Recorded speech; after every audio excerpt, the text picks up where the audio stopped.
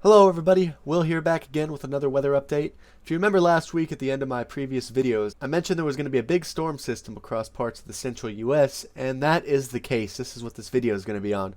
There's going to be a lot of places that get a lot of heavy snow and a lot of heavy rain in parts of the south, and right in the middle of those two zones there's going to be an area where there's an ice storm possible. A lot of freezing rain is looking very possible. I'll let you know the impacts and what is expected. Let's get into it. The storm system really starts to come together Tuesday into Wednesday. As we go into Tuesday afternoon, we got this cold front that's coming out of Canada, bringing a lot of cold air that's going to be good for wintry precipitation.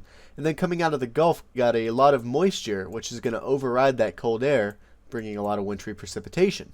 So as we go Tuesday into early Wednesday, it slides down, this moisture starts to overrun it, and boom, we got a lot of snow, some of it heavy, breaking out across the central United States. And then as we go through late Wednesday and early Thursday, the snow continues, and then we have some freezing rain starting to develop between these two zones of rain and snow. And then as we go through Thursday, this freezing rain area starts to spread, especially in places like Texas, Arkansas, parts of Kentucky, and southern Missouri. And other places have a lot of heavy snow. Now the models have kind of been all over the place regarding this cold air. It wants the cold front to be right in here, but the models have been trending. Earlier they had the cold front up here and the freezing rain was more over here, but now it's more to the south. And if this thing moves a little more south, areas like northern Louisiana could get some of this. It's hard to know for sure, but it's something to keep an eye on. But right now, these areas are looking like a pretty good bet for getting a lot of snow and ice. And up here, areas like Indiana, who haven't seen much snow this winter, you're going to get a lot of snow. And maybe some freezing rain and sleet on the southern end of the state. And then it goes all the way up into the northeast. And as we get into Friday, this thing starts to spread up to the northeast.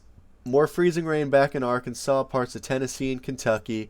You got some snow across Texas. You got snow going up into the northeast. And then it slides out and it wants to bring areas that got impacted by that blizzard even more snow, like Boston and parts of Maine, even parts of Rhode Island, Connecticut, and then it gets out of here. But this is a very big storm system, and there's still time for minor changes which could have a big impact, just like that last storm. But I can show you guys some of the amounts and talk a little bit more specific for now.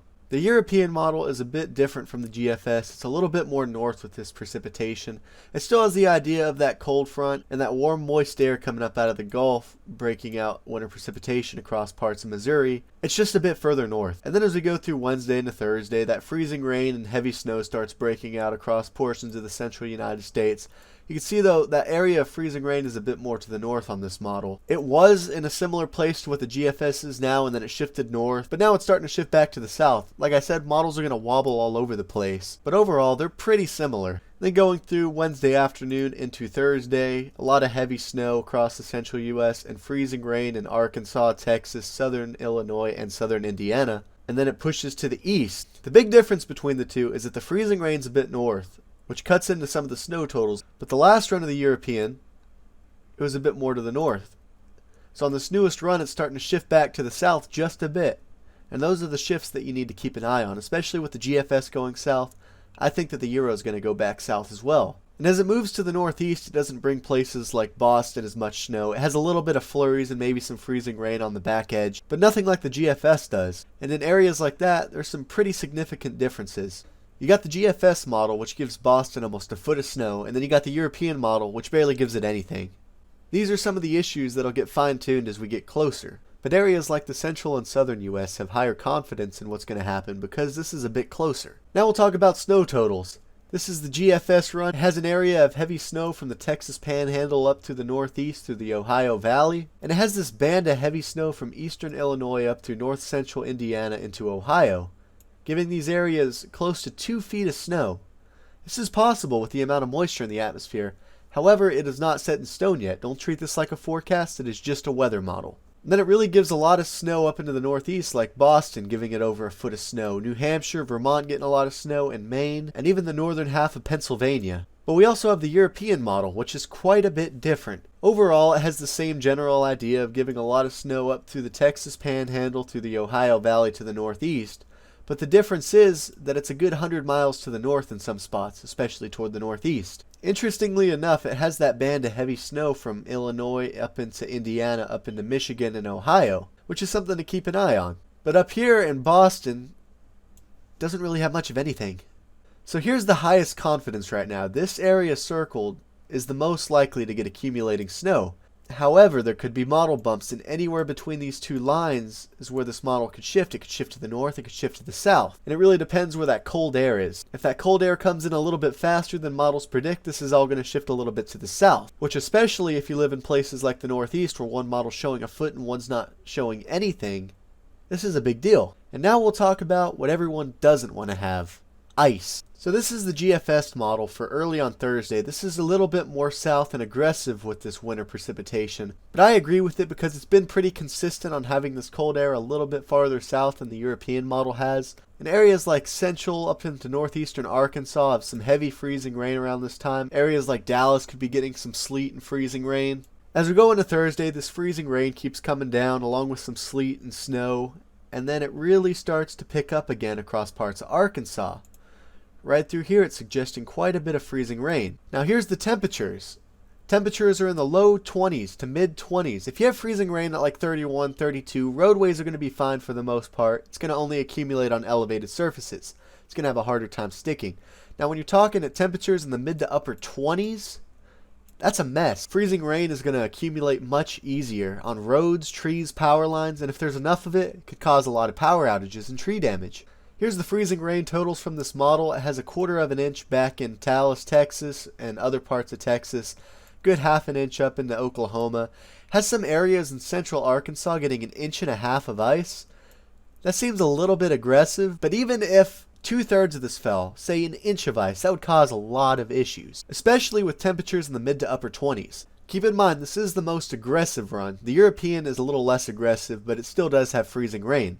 Here's a look at the European model. As we go through early Thursday into the afternoon, freezing rain develops.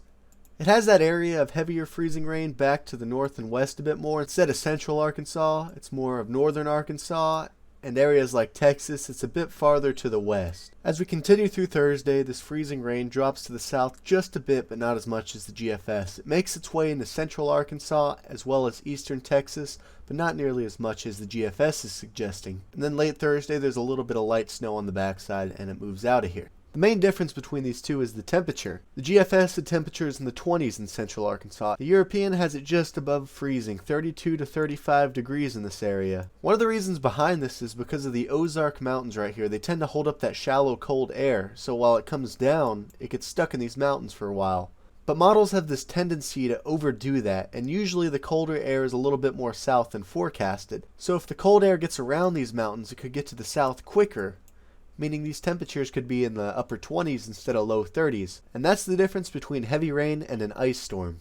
Here's the European totals. Still has a little bit of light freezing rain back toward Dallas, a lot in southeast Oklahoma, and not nearly as much in central Arkansas. Instead, it's more on the northern side of the state. You don't really see those 1.5 inch areas, but there are areas close to 1 inch, which could still be very impactful. But overall, I think this model is going to shift this ice a little bit more to the south, like the GFS has been doing. And that's mostly due to that overperformance of the cold air. Just a few degrees makes all the difference in a situation like this. It's a boom or bust. And lastly, I want to talk about why this is freezing rain. A lot of people think at 32, and if there's rain falling, it's going to be snow, right? Well, that's not the case. Here I'm going to pull up a sounding. It's basically looking up into the atmosphere. It tells the temperature and the moisture in the atmosphere and a lot of other things. So I'm going to pull it up right here in central Arkansas where it's showing freezing rain. Down here at the bottom, the temperature's 28 degrees. So that's cold enough for snow, right? Yes, sometimes, but not in this case. This dotted line right here is the freezing line. Everything on the left side of it is below freezing, and everything on the right side of it is above freezing. And you can see most of it's below freezing, but right here it warms to the right side of that line, so all the snow falling melts. And then as it falls back down, right before it hits the ground, it gets back below freezing, so it hits the ground and it freezes on contact. If it fell below freezing more up here instead of down here, it would be more of a sleet storm, but unfortunately because that cold layer is so shallow, it's going to result in more freezing rain. So to cap it off, we have a winter storm coming for parts of the south, parts of the central U.S., the mid-Mississippi Valley, up into possibly the northeast. We know there's going to be a lot of snow in places like Indiana, Illinois, parts of Missouri, Oklahoma, and Texas. What we do not know as much about is the northeast. This all depends on that cold front. If it comes more to the south, higher snow totals will come toward the south. If that cold front stays to the north, everything will also move to the north with it. Anyways, that's about it for today's video. If you're still with me, be sure to like and subscribe. Thank you so much for watching. Have a great day, and I'll have another update on this storm tomorrow.